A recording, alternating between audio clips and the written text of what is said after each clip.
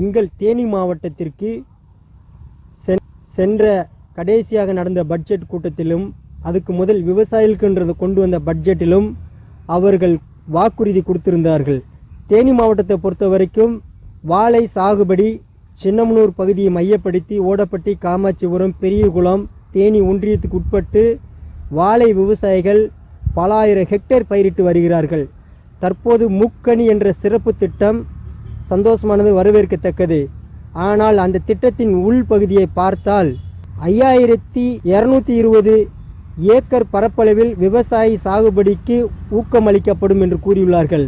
வாழை கொலை தாங்காமல் பேரிடர் காலங்கள் பாதிக்கப்பட்டால் அந்த பகுதி விவசாயிகளுக்கு தமிழ்நாடு அளவில் 3370 சில்லறை பாதிக்கப்பட்ட விவசாயிகளுக்கு நிவாரணம் வழங்கப்படும் இருக்காங்க.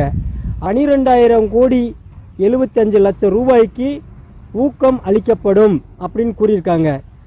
இங்கே பல ஆயிரம் ஹெக்டேர் தேனி மாவட்டத்தில் மட்டும் இருக்கு. தமிழ்நாடு அளவில் எவ்வளோ இருக்குன்னு பார்த்துக்கங்க. இவங்க கூறினது ஏக்கர் கணக்கு. இது போதிய அளவு லாபகரம் கிடையாது. வாழை விவசாயிகளை வாழ வைக்காது. ஏற்றுமதியாக்கக்கூடிய வாழை புது ரகம் திஸ்வாழை, பூம்பழம், ரசதாளி பல ரகங்கள் இந்த மாவட்டத்தில் இருக்கு. அதாவது சென்ற பட்ஜெட்டில் பலாயிரம் கோடிக்கு தனியாக ஒரு கிடங்கு அமைச்சு, குளிர்சாதன பாக்ஸ் அமைச்சு, கிடங்குகள் மூலியமாக இருப்பு வைத்து விலைவாசியை உயர்த்தி வாழை விவசாய வாழ வைப்போம் என்று கூறினார்கள். அந்த வார்த்தை, அந்த நிதி, அந்த இடம் தேர்வு செய்யவில்லை. எங்கிருக்குன்னே தெரியல. இந்த பட்ஜெட்டு விவசாயிகளுக்கு ஏமாற்றம் தான் தருகிறது, லாபமே கிடையாது. இந்த ஆண்டுக்கான நிதி 24-25 ஆண்டுக்கான நிதிநிலை அறிக்கை வேளாண்மைத்துறை அமைச்சர் அவர்களால் சட்டமன்றத்திலே தாக்கல் செய்யப்பட்டிருக்கிறது. கிட்டத்தட்ட பொது பட்ஜெட் போன்று 2 மணி நேரம் அந்த பட்ஜெட் வாசிக்கப்பட்டாலும் 4 லட்சம் கோடி ரூபாய்க்கான பொது பட்ஜெட் 2 மணி நேரத்திலே வாசித்தார். இவர் 40,000 கோடிக்கான ஒரு வேளாண் பட்ஜெட்டை இவரும் 2 மணி நேரம் வாசித்தார். அதிலே விவசாயிகள் முக்கியமான இன்றைய தேவை என்ன, அவர்களுடைய கோரிக்கைகள் எல்லாம் என்னென்ன என்பதை நாங்கள் பல ஆய்வுகளிலே அவர்கள் கருத்து கேட்பு கூட்டங்களில் நாங்கள் சொல்லியிருக்கிறோம். அவைகளையெல்லாம் ஒரு காது கொடுத்து கேட்டதோடு அவைகளை நிரந்தரப்படுத்தாமல், அவைகளுக்கு நிதி ஒதுக்கீடு செய்யாமல், ஏதோ சுருக்கமாக ஒரு 50 திட்டங்களுக்கு, ஒரு திட்டத்துக்கு 50 லட்சம், 1 கோடி, 2 கோடி என்ற அளவிலே பல திட்டங்களை அள்ளி தெளித்திருக்கிறார்களே தவிர ஒன்று கூட ஒரு நிரந்தரமான ஒரு நல்ல திட்டமாக இருப்பதாக எனக்கு தெரியவில்லை. மாநிலத்திலே கடும் வறட்சி, மழை இல்லை, தண்ணீர் பற்றாக்குறை இருக்கிறது. ஒரு பக்கத்தில் வறண்ட மாவட்டங்கள் கிட்டத்தட்ட ஒரு 7-8 மாவட்டங்கள் பயன்படக்கூடிய காவேரி வைகை குண்டாறு இணைப்பு திட்டத்திற்கான பணிகள் நடந்து கொண்டிருக்கிறது. ஆமை வேகத்தில் நடந்து கொண்டிருக்கிறது. அதற்கான நிதி 3 ஆண்டுகளாக ஒதுக்கப்படவில்லை. அதற்கு அந்த திட்டத்திற்கான நிலம் எடுப்பதற்கு மட்டும் நிதி ஒதுக்கி இருக்கிறார்கள். அந்த பணியை துவங்குவதற்கு நடந்து கொண்டிருக்க பணியையும் மேலும் பணி தொடர்வதற்கான நிதி கிடைக்கும் என்ற நம்பிக்கையில் நாங்கள் இருந்தோம். ஒரு 1000 கோடி கூட அதுக்கு ஒதுக்கப்படாமல் உள்ளது எங்களுக்கு பெரிய ஏமாற்றமாக இருக்கிறது.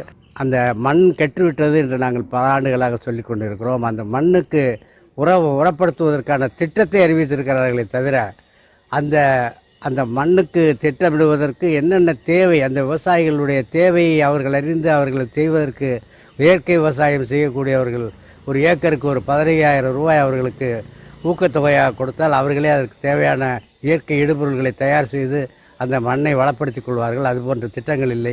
இயற்கை உரங்கள் தருவதாக ஒரு வாக்குறுதியை சொல்லியிருக்கிறார்கள். அந்த திட்டங்கள் எல்லாம் மக்களுக்கு பயன்பட போகிறது இல்லை. விவசாயிகளுக்கு அது ஒரு நல்ல திட்டமாக நிச்சயமாக இருக்காது. ஏதோ 100ல் ஒருத்தர் பயனடையக்கூடிய ஒரு திட்டங்களாக இருக்க போகிறது. கொஞ்சம் ஒரு இலையில் 16 வகையான உணவுகளை படைத்து 16 வகையான உணவும் ஒரு அரை கரண்டி வைத்து உணவையும் அதே அரை கரண்டி வைத்தால் எப்படி அந்த உணவு விருந்து சிறப்பாக இருக்குமோ அதே போல தான் இந்த பட்ஜெட் இருக்கிறது. நாங்கள் கேட்டது 2-3 திட்டங்களாலும் நல்ல திட்டங்கள், தேவையான அளவிற்கு எங்களுடைய வயிறார சாப்பிடுவதற்கு தேவையான உணவு, அதுதான் அந்த விருந்தாக இருக்க முடியுமே தவிர இது ஒரு இலையை போட்டு ஒரு 16 வகையாக வச்சுட்டு போகிறதுனால இந்த திட்டங்களால் பயனடைய போகிறது மக்கள் அல்ல, விவசாயிகள் அல்ல.